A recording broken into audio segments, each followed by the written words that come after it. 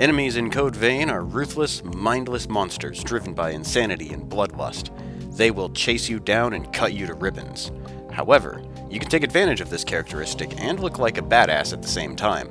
I'm talking about parrying. In this quick guide, I'm going to go over all the details as well as how to improve your chances of landing a parry. So what is parrying? Simply put, parrying an opponent is the act of deflecting an incoming attack and countering them with an attack of your own before they have a chance to recover and retaliate. Let's cover some basic things so there isn't any confusion. Your character's parry window describes the brief moment when a parry will be successful.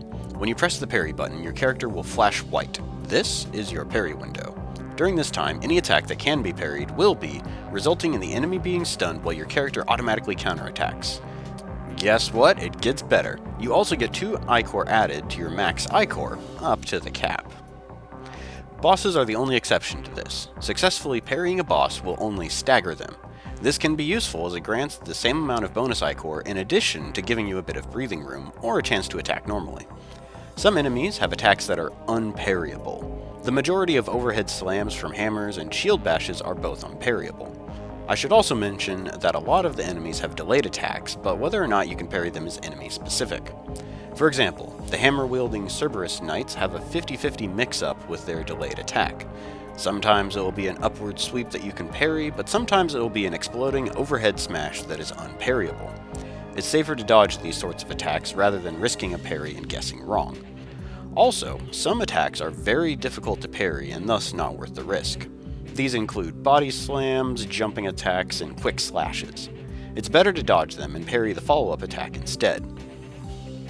Now let's get into the specifics of each Blood Veil, since parrying is entirely dependent on which style you have equipped.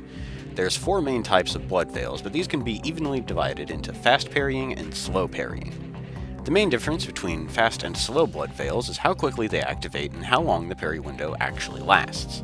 Ogre and Hounds are both fast parrying Blood Veils, while Ivy and Thorn are slow parrying. Ogre is the absolute fastest, letting you parry enemies between individual attacks of their combos. Hound's style Blood Veils are almost as fast, being only a fraction of a second slower to activate. Third in the list is Ivy, which takes a few moments longer to activate. Last, we have Thorn, which is the slowest to activate. Why would I ever want to use a slow parrying Blood Veil, you might be asking? Well, thank you for speaking up. Outside of parrying, they have better light and dark stats for casting spells. But this isn't a casting guide, so we won't worry about this. More relevant to the topic of parrying, they actually have a longer parry window. You can still parry an enemy after the initial white flash fades. Also, these Blood Veils have long-distance drain attacks, so the slower parry startup is justified. Well, I guess that covers everything. The most important thing to remember is parrying takes practice, so you should expect some of this. And this. And this. And some of this too. And this. Don't forget a little bit of that. And this. And this. And some more of this.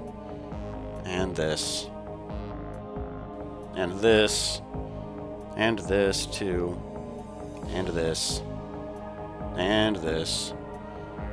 Maybe some of, yeah, definitely some of this. And some of this. And this too. And this too. And this. And this. And this.